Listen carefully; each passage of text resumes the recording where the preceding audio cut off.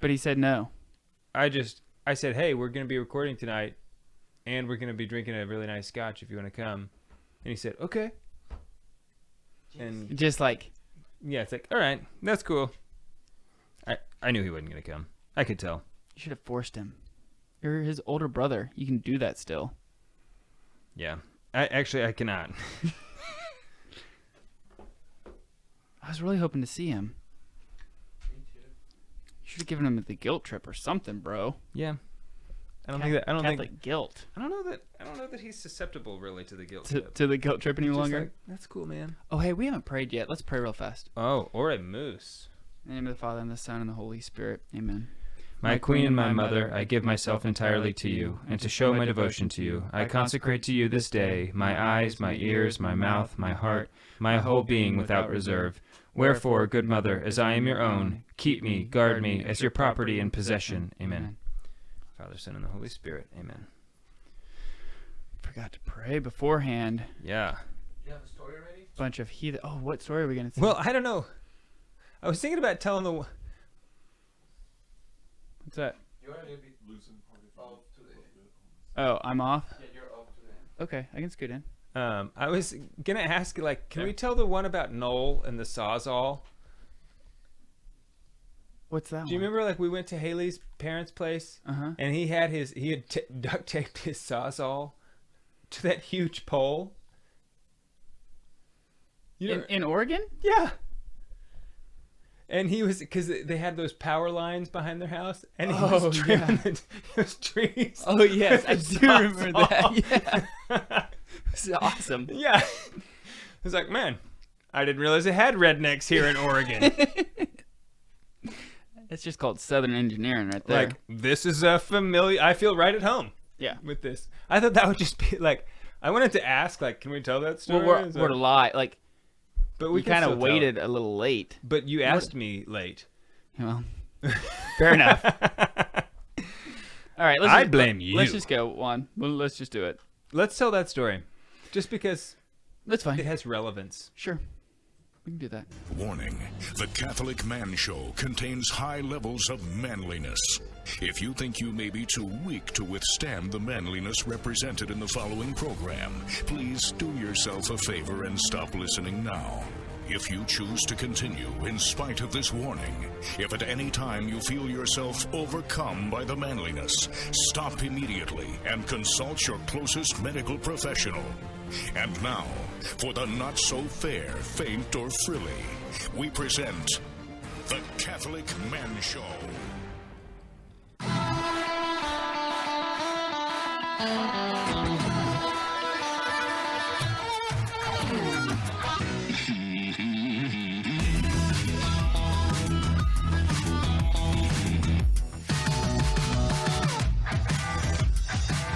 Welcome to the Catholic Man Show.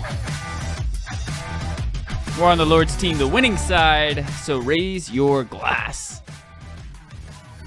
It's good to have everybody back here in the studio. We got Dave to my right, Juan on the buttons, and we got Mr. Jim Spencer, our bodyguard, in studio with us this evening. It's good to be Yeah, so if you were looking to to pick a attack fight. us, Yeah. you missed your window, okay? He's back. Because he's back. So he's like Mike Tyson. He's back. I hear so- Mike Tyson still got it. I've seen the videos, and I would not want to be in the ring with him. No. I'll say that much. That's what I hear. He's still got it. Dave, He's you not very good on those hovercraft, those, what do you call those? Hoverboards? Hoverboards. Is that what they're called? I don't know. I know. I've seen a video of him just biting it hard on one of those. A lot of people have videos of themselves biting it hard on those things, yeah. We have a joyous time right now. Public Holy Mass is being opened up Resume. at least here in the Diocese of Tulsa and Eastern Oklahoma. Yeah. Very excited about that. In fact, it was so awesome. St. Anne, so the first day that they were allowed to open masses up to the public, St. Anne's in Broken Arrow said, okay, we're having a midnight mass. Yeah, I heard about that, and I was like, yes! That was so I wish I would have been able to go. That would have been, that was just like Yeah. so, that was epic. Yeah, I didn't hear about it until it was just hours away, and I'm sure that was a When you have kids, you have to plan for stuff like that. right. You know? I'm sure that was a Father Matt Gerlach, Father Sean O'Brien collab there. No doubt. But No doubt. So we're excited we get to have the opportunity to attend Mass again. It has been So excited about that. it has been a drought, but it makes you only appreciate it more. Yeah. So, and I'm excited about our drink this evening, Dave. Why don't you introduce it I to am us? very excited about our drink this evening. This is the Ardbeg Drum. So this is the 2009. It's a 2019 limited edition. It. Have you ever heard of Ardbeg Day? Not until today. Yeah. So is it? You know how old I was when I found out about Ardbeg Day? This old. Today old. That's how old Yeah, I've been. Today old. Yeah. Okay. Do you know what day of the year it is? Yes. What is that? What day? It's a Monday. Oh, which one? The 19th. Of? The 19th of May. No, not today. The Oh. Ardbeg Day. Oh.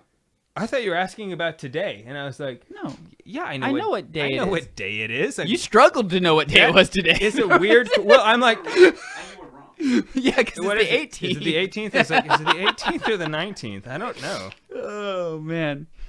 I was looking on here to see Okay, you're if it taking says too long. I'm gonna what pour the this. island is, because it's kind of a funny island. It sounds funny.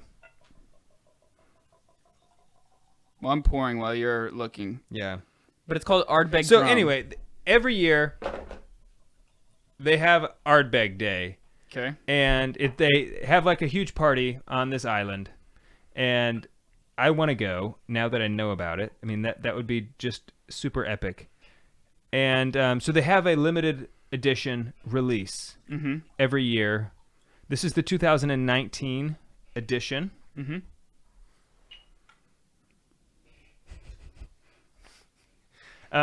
So this is aged. This is a whiskey without an age statement. Okay. And it's finished in ex-bourbon barrels. So it's supposed to. I haven't tried it yet. I was just reading about it earlier. It's supposed to be, got the peaty mixed with that island finish. Well, you said ex-bourbon barrels, but I'm That's assuming rum. Yeah, I okay. said you're right. I did say bourbon. Ex-rum barrels. So Okay. it's got. It's got. It's called the Ultimate. Yeah, the ultimate. Okay, it has pineapple. So on the box it shows pineapple notes, briny notes, ripe banana notes, You can definitely smell the banana. a long smoky finish, fragrant pine resin, pineapple, Scotch matured in ex-bourbon casks, rested in ex-rum casks. So it's rested in ex-rum casks. Yeah. Typically, Which just means it's not in there for too long. right, normally Like 30 days, or a couple months. yeah, sometimes 6. Yeah. So let's try it. We're on the Lord's team. The winning side. So raise your glass and cheers to Jesus. Cheers. Let's give Jim a toast. Jim. Adam's going to give you a toast. Jim, we welcome you back to the studio this evening, and I pray, and I pray one day when we all get to heaven, you get to welcome us into heaven like we welcomed you tonight into the studio. You hope he dies first. That's what you're saying. I'm just Jim, I'm just we playing all the hope odds. you die first. I'm just playing the odds here. Just playing the odds. To Jim. Jim. We're going to do this at your funeral. To Jim. Yeah, he's gonna be like, one of my requests whenever I die is don't let Adam and Dave come. What, did you get anything on the nose? Did you? What? Oh, yeah, there's a lot of banana on the nose. Okay. Wow, that is, and also I was about to say, wow, there's a lot of smoke on the nose, but then I realized Juan's smoking his pipe right next to me. Oh, I think that's actually Juan's pipe that I'm smelling. Because I was thinking, it's incredible how smoky the aroma is. Yeah, definitely banana on the nose, though. I like the taste. It's not quite what I expected. Me either. Because I thought it'd be sweeter, but there's just a very small touch of sweetness of that pineapple. I guess they're talking about. To me, it's more on the nose. It smells like almost candied pineapple, You get all the Yeah. the banana, the sweetness, and then as soon as it hits your mouth, it's like, wow, It is a nice long finish. that's more Ardbeg than a sweetness. Yeah. Yeah, you're right. It definitely has that Ardbeg brand.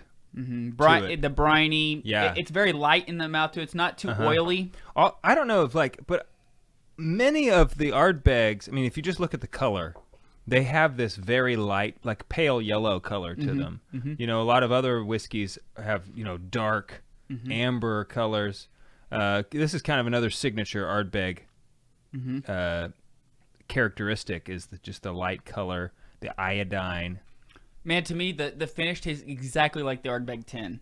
It is. I agree. I mean, I couldn't change the difference between or differentiate the Ardbeg 10 with this on the finish. Now, I agree. The nose is completely different, but the finish is the exact same.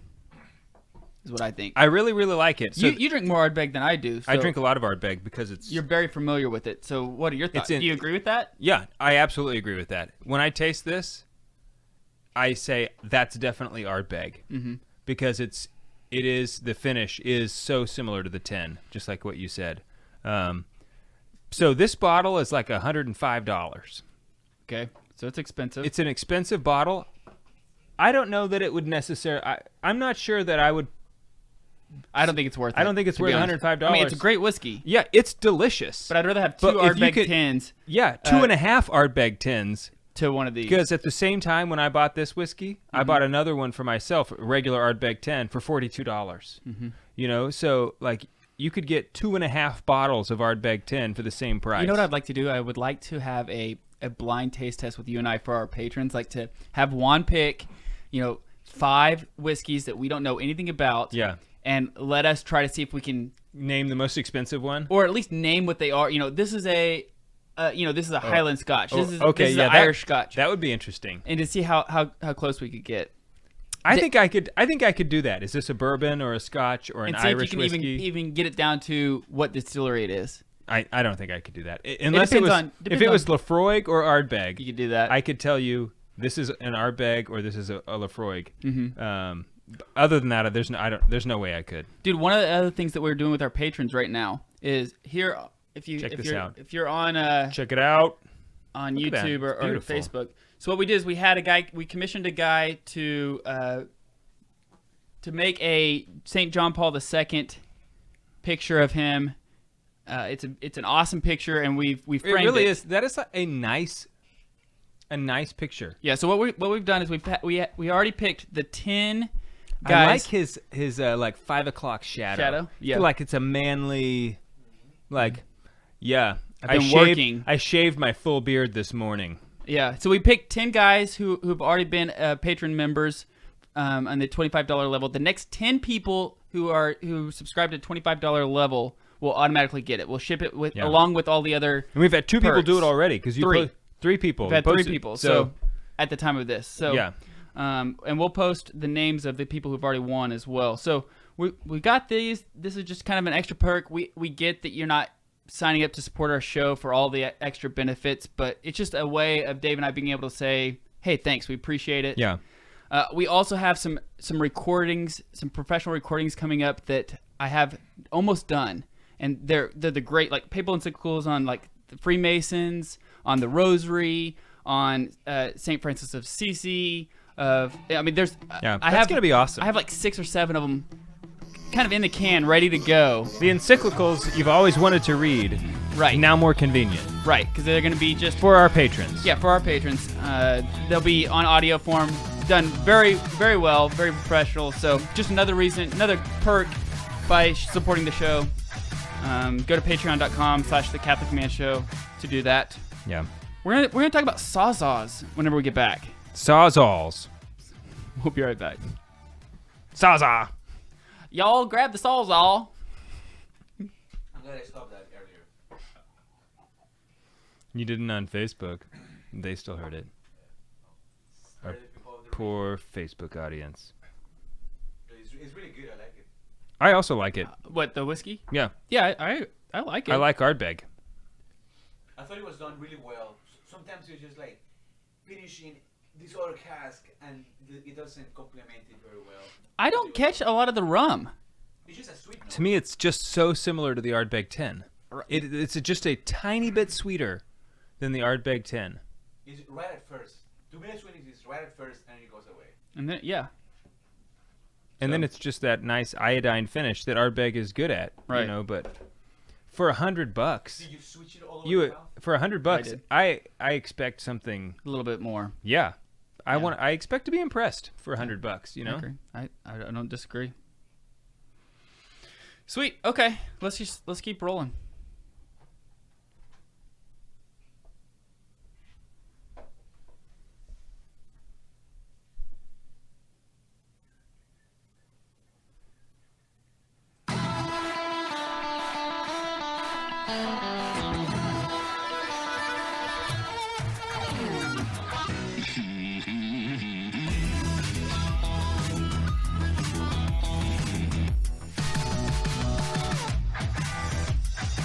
Welcome back to the Catholic Man Show.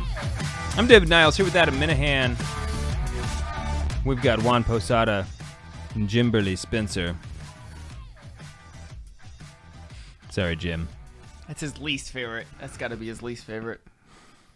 Man, we've been harping on Jim. It's just only because we miss you, man. We love you. Yeah. That's what you get for being gone for so long. Yeah.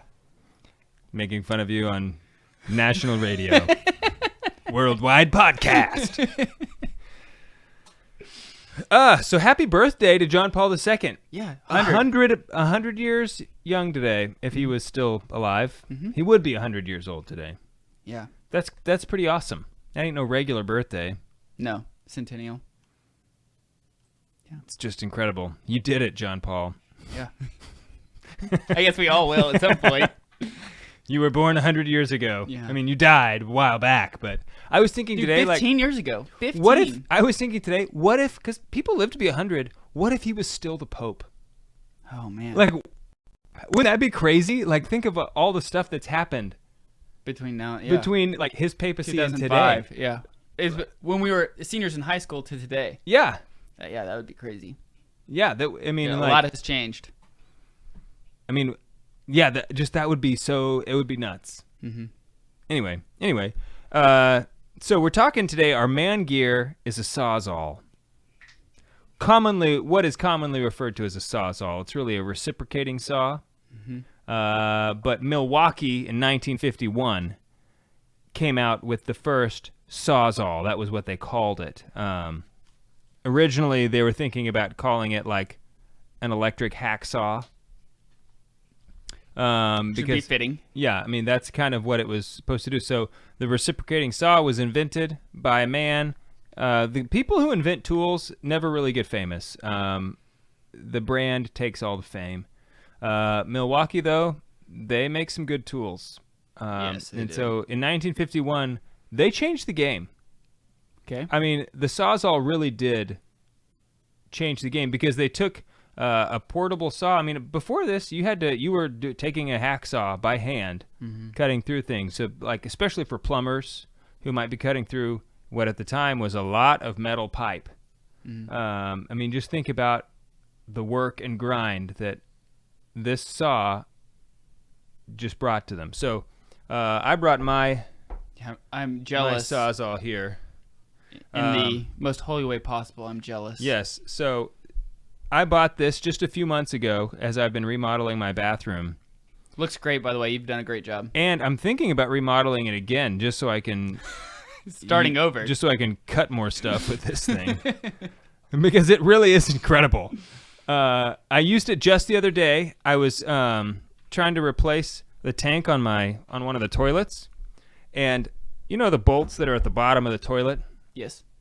Totally stripped out. Because they were, man. like kind of, they'd been there a long Rusted time. and, yeah. Rusted, yeah. And it's like, what am I going to do? And I said, I got a Sawzall. So I just put on the metal blade and put that blade right between the tank and the Bowl. seat. Yeah. And just went, what? And in just like a second, It was like, like the bolt was gone, and water was leaking all over the place. It was awesome. So I have. This is the one I got. It's a DeWalt. You know, I have DeWalt stuff, and you know, we kind of talked about this before. And when you commit to the ecosystem. Yeah, exactly. I don't want to, because you're paying for the battery. This is what you're paying for. Right here. This is the expensive thing. Right. The tool itself is actually not very expensive. The batteries are what cost so much. So you don't want to have like, oh, I have a Ryobi battery and charger for my leaf blower. I have a DeWalt for my drills. You know, I have a Craftsman for my saws. Exactly, for my other stuff. Yeah. So I have DeWalt stuff. So I keep getting more DeWalt stuff. Right. You know, it's great for DeWalt. Mm-hmm. But Milwaukee, like I said, they invented the Sawzall.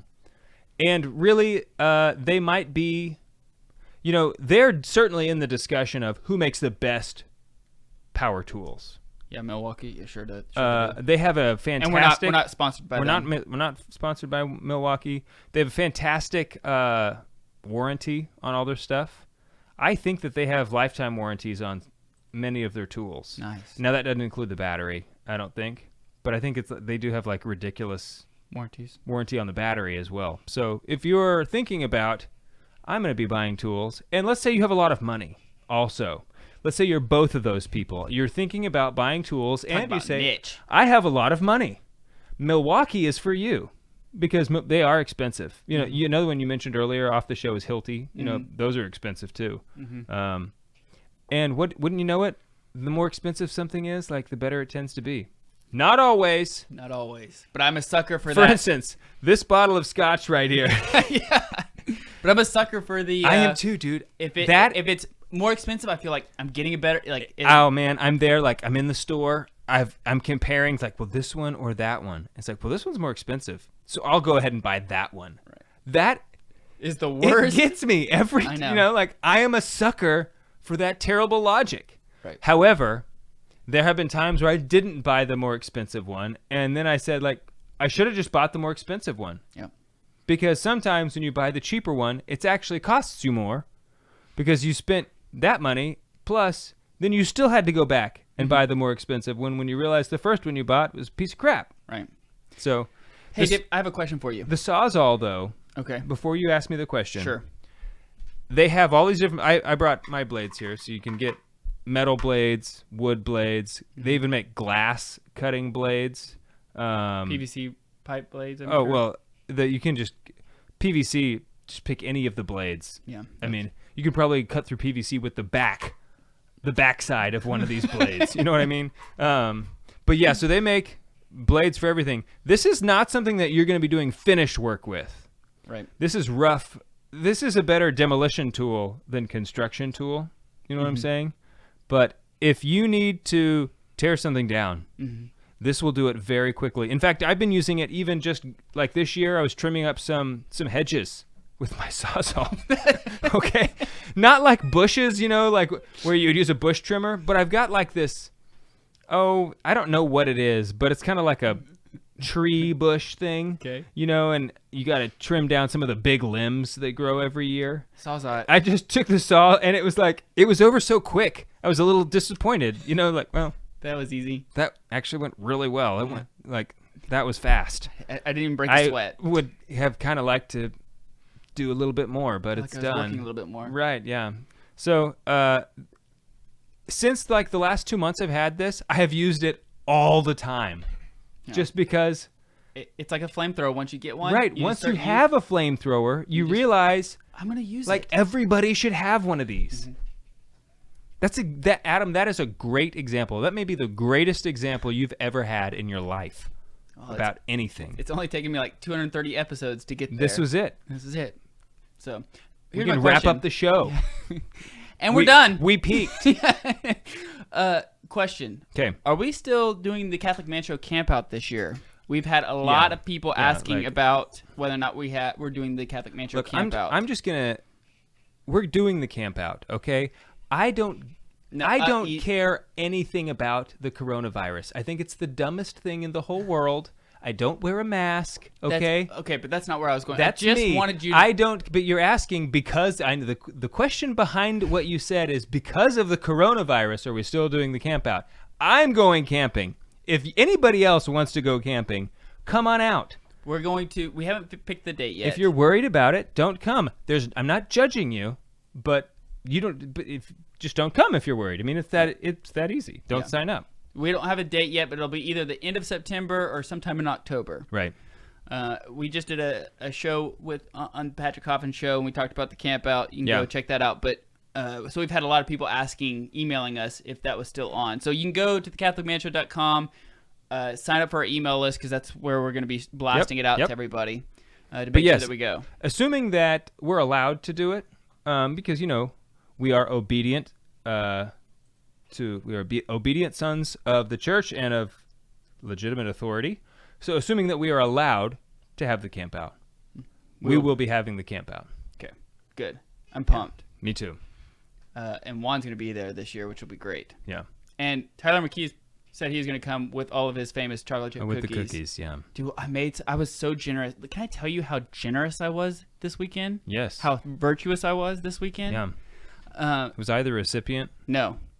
My parents were. I'm not as excited anymore. But... Tyler shipped us these cookies. Yeah, I know. I done ate them all. Well, I brought 12 of them over to my parents' house and cooked them for my parents. Look, there's generosity and then there's foolishness. And I was on the brink. I was teetering back and forth, but I thought, you know what? I'm gonna get. You know what I did? Charity is restraining my tongue right now. You know what I did? I wasn't very generous to my kids though, because I only allowed them to have half of a cookie each. Because like, listen, these cookies, you guys just can't appreciate these cookies. Right. Yeah, everybody, all the kids get half a cookie. I agree. They don't care. So my kids, they have all this Easter candy still. We let them pick it out. They're sitting there. It's like a dark chocolate, whatever, Snickers or what's the ones like Midnight something? This is their dark chocolate version. Milky Way, Midnight Milky Way. Have you ever had one of those? Those are pretty good.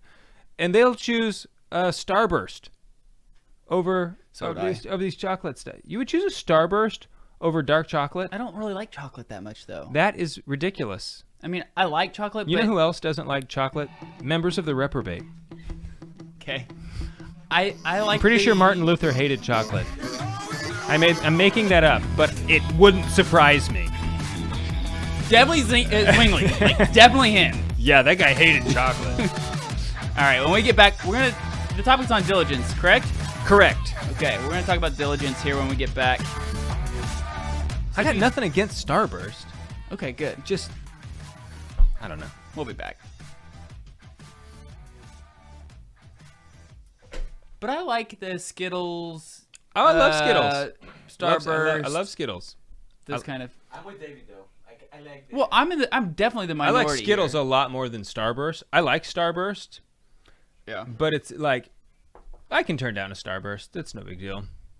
It doesn't change my life. Like, it's definitely virtuous to talk about virtue if you were actually being virtuous, which I was. I'm not getting any of the updates on the comments. Oh, there we go. No, you didn't. You didn't. I'm getting them now. I coded you out. Look, I literally have control over your internet. I can make one phone call and shut it down. This is a true story. All right. Let's just keep rolling, Juan. Let's do this. You got to the story? Because you didn't. Oh, we didn't tell a story. We can tell it briefly when we get back on. Okay. I mean, it can be a quick story. That's what I was going like this. Do we ever have I thought you were just like kind of spazzing out over there, Juan. I was like, ugh. This was me doing this. It didn't look like it. Here.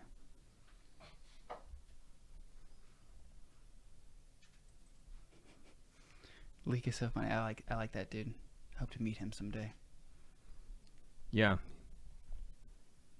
Me too, dude. Hope he brings some whiskey. Yeah, because he has a good selection. I know.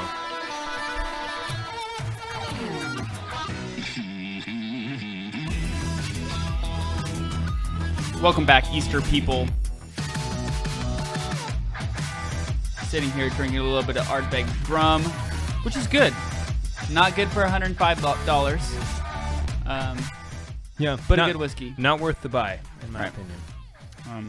But we're gonna talk about diligence. Oh wait, you had the story. Go ahead. Okay, so we got carried away. We do have Shocker.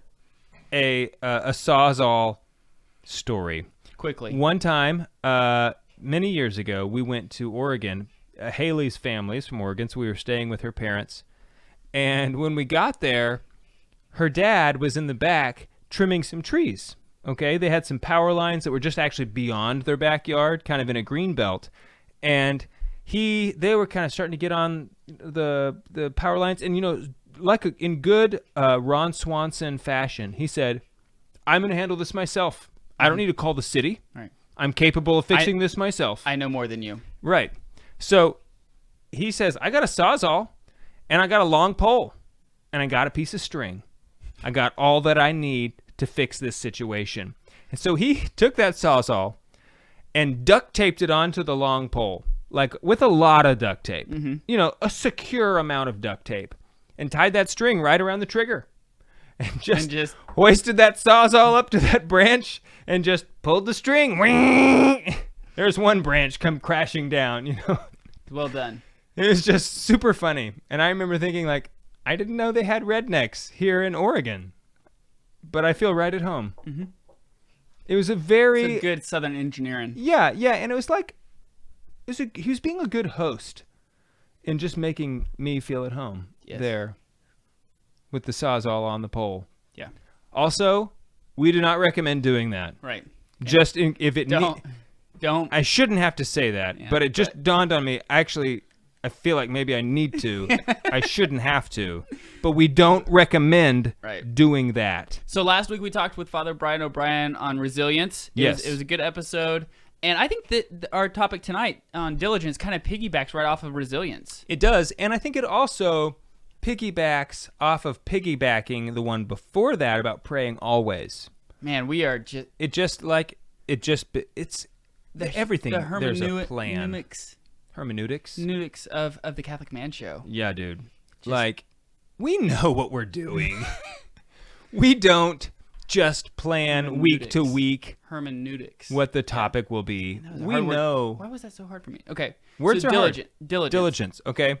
So diligence is one of the 7 capital virtues. Okay. So there's all these different genres of virtues. You've got your theological virtues, you've got your cardinal virtues, and you've got your capital virtues, okay? So the capital virtues are the antithesis to the 7 deadly sins, the 7 capital sins, okay? Mm-hmm. And so the 7 capital sins are gluttony, lust, envy, anger, pride, and sloth. And greed. Don't forget greed. I like to say sloth. I noticed. It's better than sloth. I was just going to let it roll. One's an animal. Yeah. Okay. And one will send you to hell. The animal's not going to send you to hell, but sloth will. Okay. I heard like a monk say it that way one time, and it's like, yeah, I'm totally doing that. It's way better. Yeah. Sort of like anytime you hear like some old guy say in the name of the Father, Son, and the Holy Ghost, amen, it's like, God, I should do that. Yeah. Like Catholic hipster kind of stuff, you know. So diligence is the antithesis or the antidote to the capital sin of sloth. Okay. Sloth is fear of a good because of it's difficult. Yeah. Fear is an interesting way of putting it. What's the word I should be using? I would just say... Avoiding the good. You're kind of, but there's kind of a fear there. Like, I don't want to do it. It's like an uncomfort of not wanting to. Yeah, you don't do the good because it's arduous. Right. That is sloth or sloth, if you want to be cool about it. Which is different than effeminacy. Effeminacy is not the same. No, they're 2 different things. One's because they can kind of seem the same sometimes. Sure. Because effeminacy is avoiding the good. Because of the pleasure, right? Because there's no pleasure in it. You don't want you don't want to be uncomfortable, right? Avoiding the arduous because of the lack of pleasure, because of the pleasure that you have, right?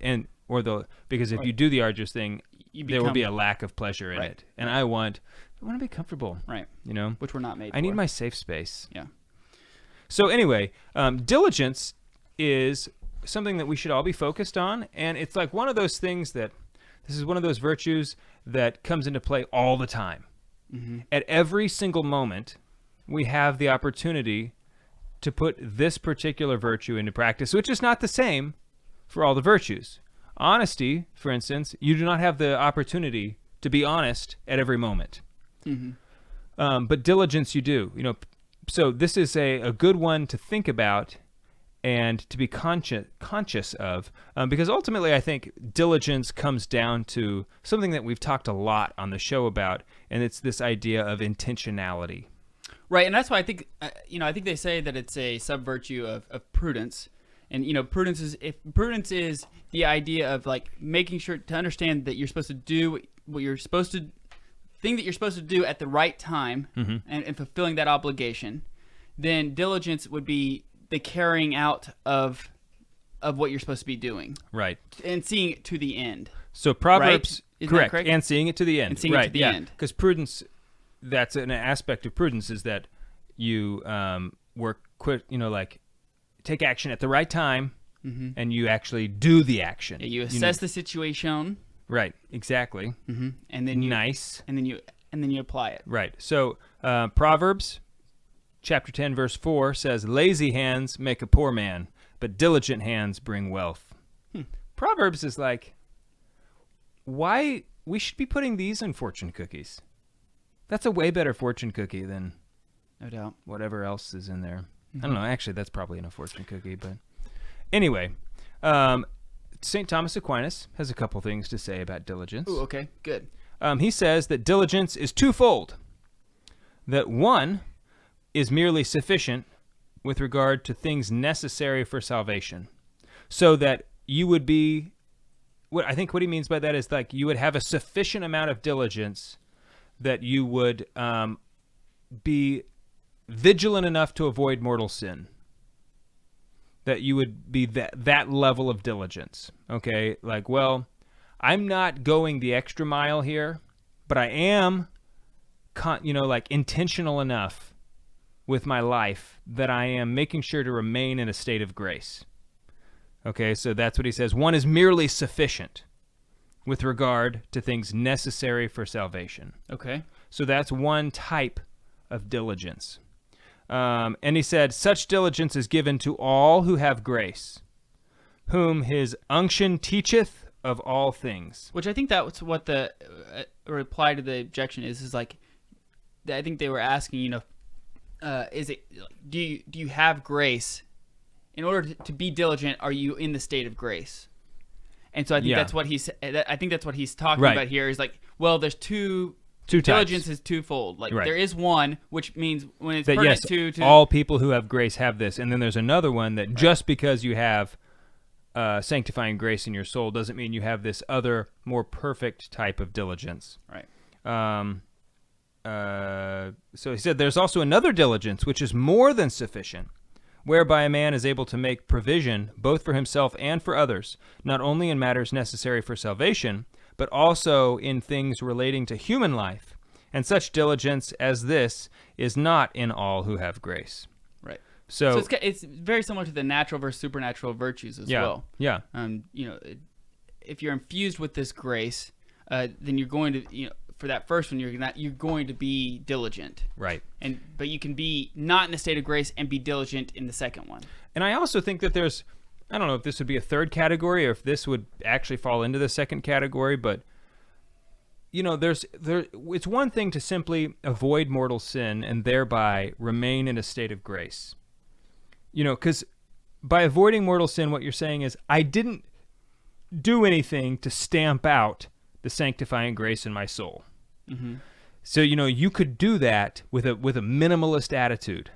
Mm-hmm. In fact, I think a lot of Catholics take this like, I am doing like the imperfect contrition type of kind attitude. of. Yeah, that's a good analogy. I think second best analogy of the day. Man, not better than the first one. Right, naturally. Sure. But I think that's a good analogy where I am going. Hey, I go to mass on Sunday. I go to confession if I commit, I stay in a mortal. One is the absence, a void of something. The other one is the yearning for the love of God. Yeah, and so the other one is, forget just remaining in a state of grace. I am pursuing all of the grace. Right. I want to be so diligent with my life, with the character, my choices, my decisions, and the type of person I am, that I don't want to just give an hour on Sunday. I want to give 24 hours on Sunday and Monday and Tuesday and all the other days. Right? Okay, so there's obviously a big difference there. And I think that is a good segue to something else that St. Thomas says about diligence. And he says that diligence seems to be the same as solicitude. Which means care, right? Like caring? Yeah, or love. He basically says that solicitude he equates to the same thing as love.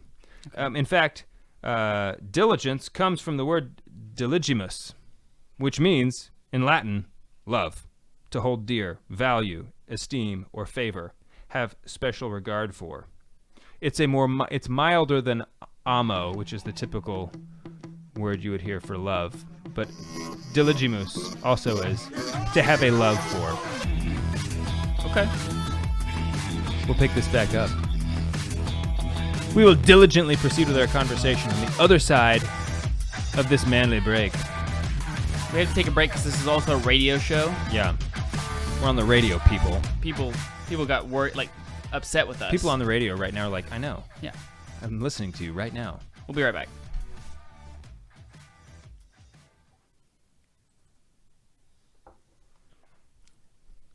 Should we go through the different conjugations in Latin? No.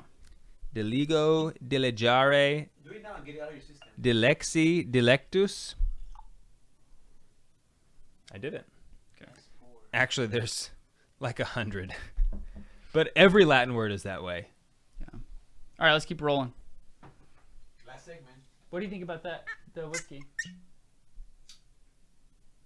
swallowed it wrong. I've been about ready to choke over here. What does that mean? You swallowed it wrong. He's about to choke over here is what he said. Yeah.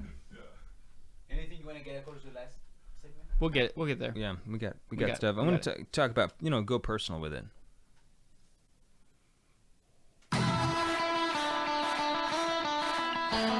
Yeah, I want to...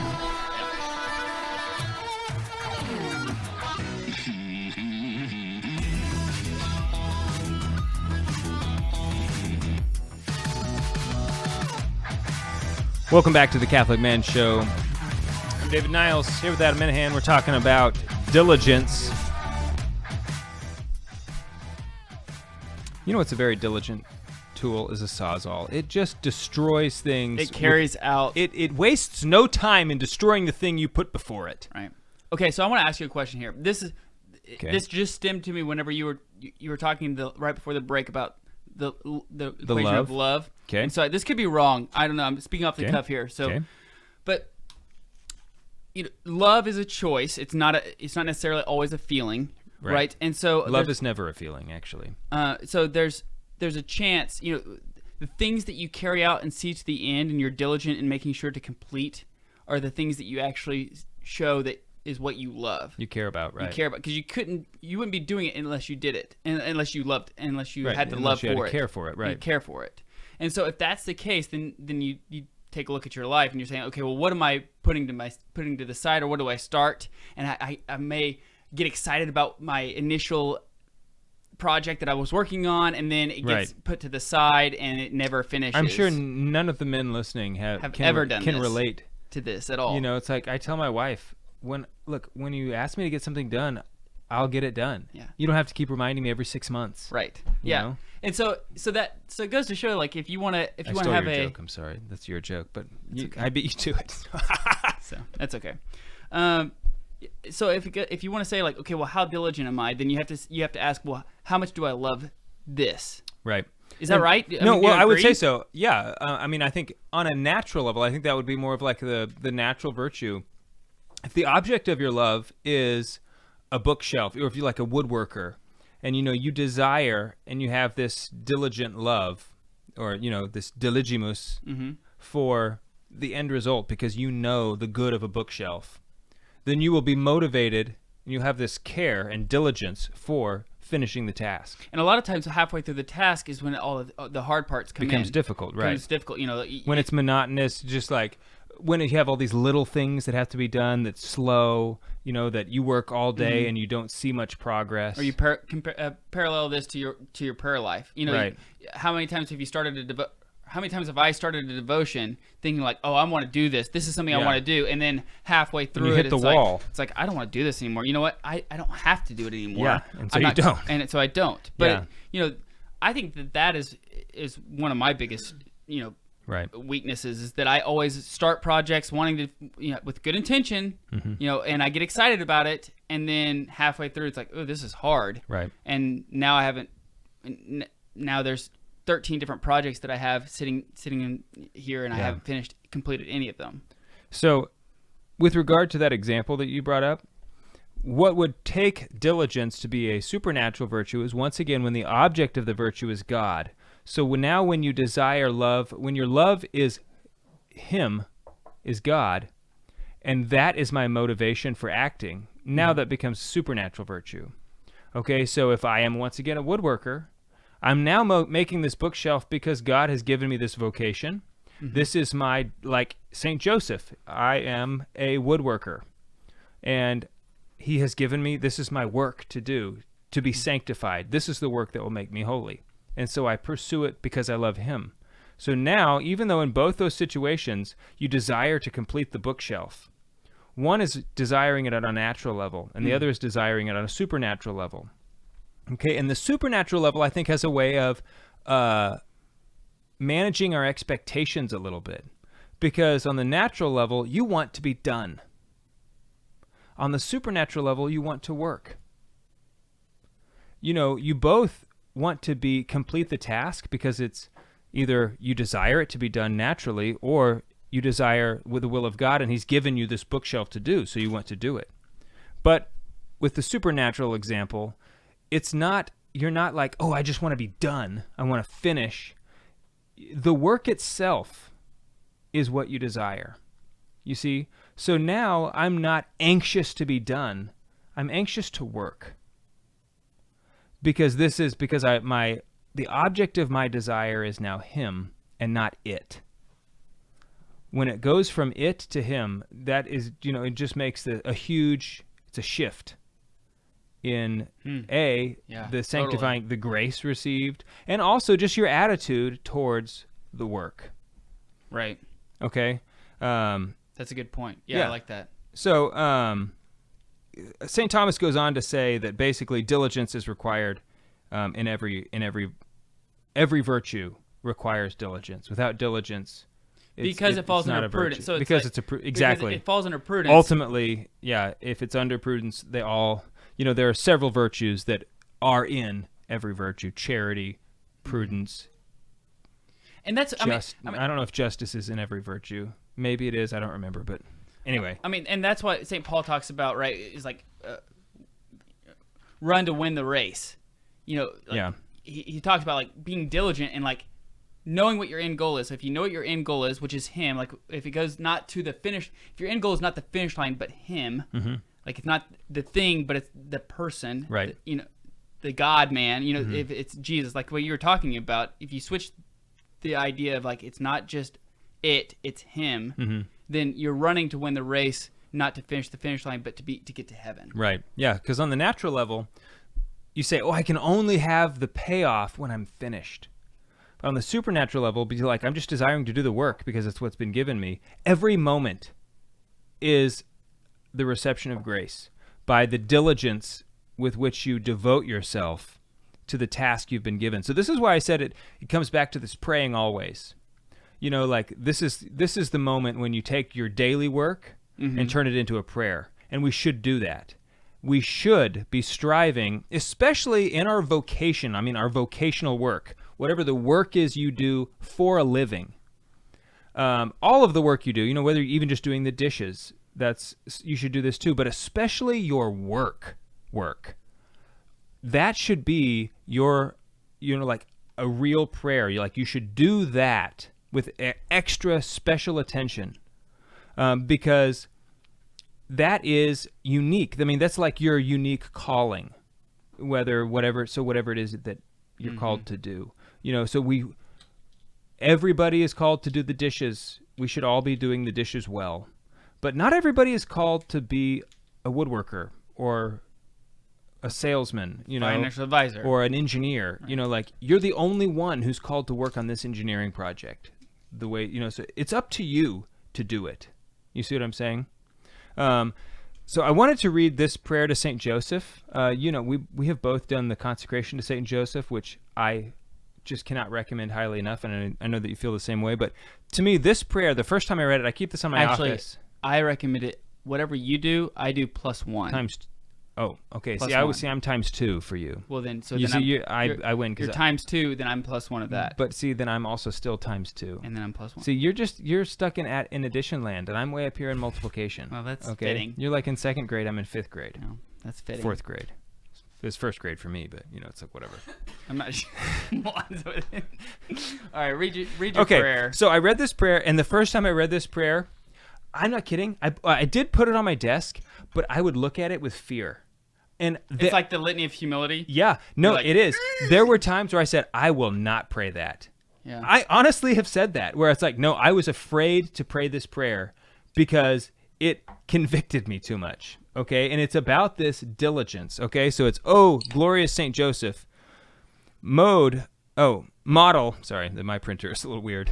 Model of all who are devoted to labor, obtain for me the grace to work conscientiously, putting the call of duty above my natural inclinations, to work with gratitude and joy in a spirit of penance for the remission of my sins, considering it an honor to employ and develop by means of labor the gifts received from God, to work with order, peace, moderation, and patience, without ever shrinking from weariness and difficulties, to work above all with purity of intention and detachment from self, having always before my eyes death, and the account that I must render of time lost, talents wasted, good omitted, and vain complacency in success, so fatal to the work of God. All for Jesus, all through Mary, all after thine example, O Patriarch Saint Joseph. Such shall be my motto in life and in death. Amen. Boom. That is epic. So the first time I read that, I was like, what? Yeah. I'm going to have to give an account for all the time I wasted on YouTube? Yeah. Oh man. So have you heard of The Last Dance, the documentary on Michael Jordan? Yeah, maybe the last episode is today or something. Yeah, this weekend. So Haley and I are starting it, and we were watching it, and one of the things Michael Jordan said was like, so I push people when they didn't want to be pushed.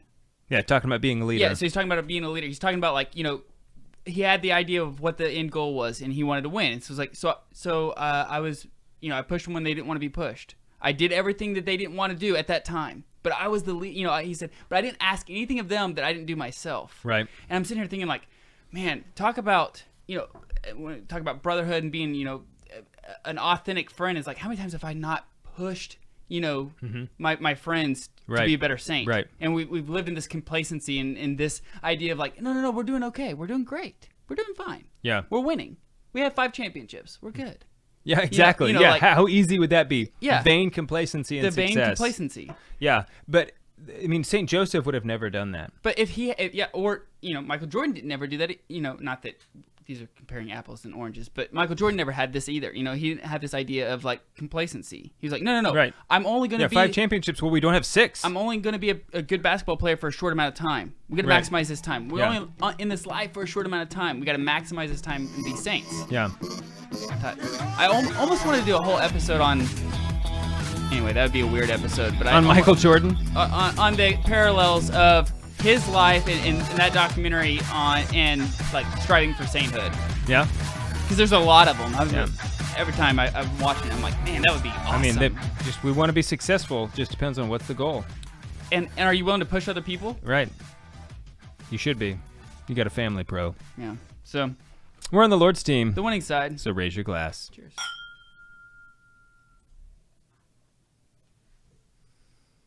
That was a really good last segment. Thank you. The rest was okay. It was really good. Juan's like, you know what? I need that prayer, dude. I'm struggling bad with Yeah, that prayer will isn't that punch you in the face. Yeah, exactly. It's a punch in the gut prayer. Yeah. I'm not kidding. I would look at it and be like, nope. I'm all right. I'm not reading. You know what? I'm doing good. Right. No, I would say oh no, I'm not doing good, but I'm not reading that prayer. That prayer freaks me out. Yeah. I mean, it was on my desk, I kid you not, for 2 years before I finally Really? That long? read it again. Wow. I left it there and I would look at it. But no. Like, I was literally too scared. I think it's hard to be like, so, man, I wish we would have had another but segment. this is 'cause I like wanted something to I talk to struggle you. with. Diligence. Just I mean, keep it rolling one, because I want to talk to you. I mean, you know this. I'll get too many emails And you just and shut down. I know. You know, and it's like, because all of a sudden it gets Overwhelming. and too hard. Like, it's mentally hard. And so And I you put way too much energy into emails anyway. well, I strive for excellence, Adam. You know, I get it. I my standards. I have get it. standards. I get it. You may not have standards for your emails, okay? But I do. But you know who doesn't stress out about emails? Me. You know who's not winning any email championships? You. Okay? You know who else isn't? Me. Yeah. No. So okay. So Because I have other things to do. the problem. So the hard part about diligence is obviously being diligent, like is actually- doing it. What one? Okay. That's the hard thing about diligence. Is actually doing it. doing it. Yeah. You know, and doing it. So it has to start like every other virtue. You start little. Right. And here's something that I'm really trying to work on, and I've started this since this all quarantine and everything else is really being intentional about getting. You know, I want to start getting up earlier to pray. I've like dropped my guard big time when it comes to like getting up early to pray. Quarantine, when the system, like when my repetition stuff is out of whack, when all my schedules are all off, everybody's not doing the same thing. I'm not in the same groove. Everything's out of whack. It's really hard to stay diligent because you're not on the same routines, and so. I've really messing when my routine gets thrown off, because my routine is like the guardrails for the stuff that's important to me, and because I have that routine, like that's what protects it. I don't have to think about it because it's automatic, right? And so all of a sudden my routine changes. I'm not thinking about those things because you only have like you have a physical limit of mental capacity, things that you can think about every day. Right.